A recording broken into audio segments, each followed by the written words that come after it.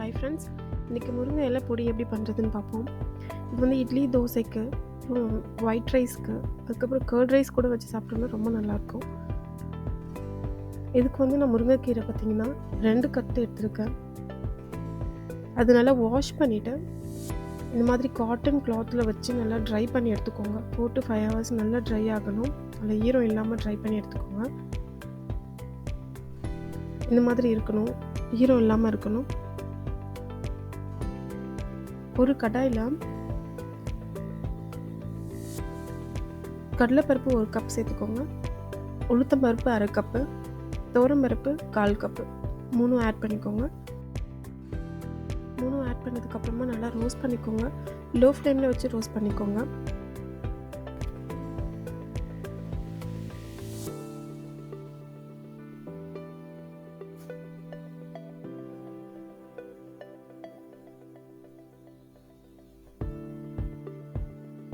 இதுக்கப்புறமா பார்த்திங்கன்னா மிளகு, சீரகம் கொஞ்சம் ஆட் பண்ணிக்கோங்க. ஒரு ஸ்பூன் இருந்தால் போதும்.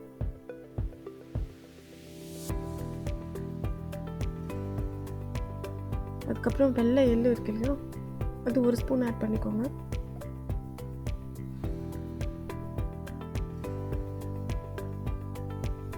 கூடவே பெருங்காயம் கொஞ்சம் ஆட் பண்ணிக்கோங்க. காஞ்ச மிளகாய் 8 இல்லைன்னா 10 ஆட் பண்ணிக்கோங்க, காரத்துக்கு தேவையான அளவுக்கு.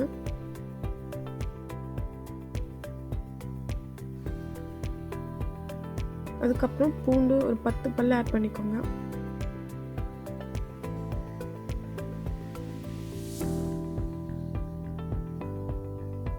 இது எல்லாமே சேர்த்து நல்லா ரோஸ்ட் பண்ணிக்கோங்க.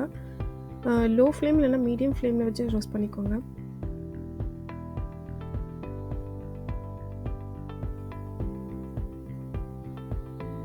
இது எல்லாமே ஒரு தட்டில் எடுத்து அதை ஓரமாக வச்சுக்கோங்க, ஏன்னா அது நல்லா ஆறணும்.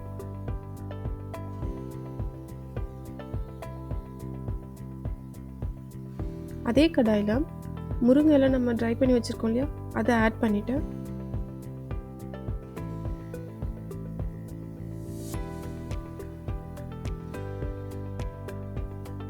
ஈரம் போகிற அளவுக்கு நல்லா நம்ம இந்த மாதிரி வறுத்துக்கணும். அது கிறிஸ்பியாக ஆகிற அளவுக்கு வறுத்துக்கணும். ஈரம் இல்லாமல் இருக்கணும், அதுதான் முக்கியம்.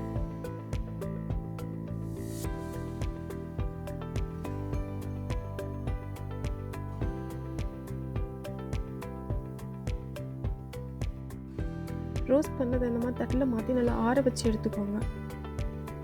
நல்லா கம்ப்ளீட்டாக ஆறி இருக்கணும். இது ஆறினதை ஒரு மிக்ஸி ஜாரில் சேர்த்துட்டு இந்த மாதிரி பவுடர் மாதிரி அரைச்சி எடுத்துக்கோங்க.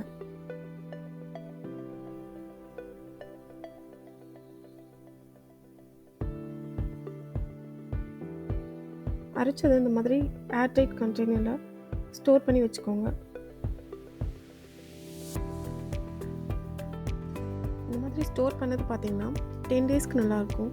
இட்லி, தோசைக்கு, ஒயிட் ரைஸ்க்கு வச்சு சாப்பிட்லாம், ரொம்ப நல்லாயிருக்கும். ட்ரை பண்ணி பாருங்கள். எப்படி இருந்துச்சுன்னு கமெண்ட்டில் சொல்லுங்கள். Thank you so much.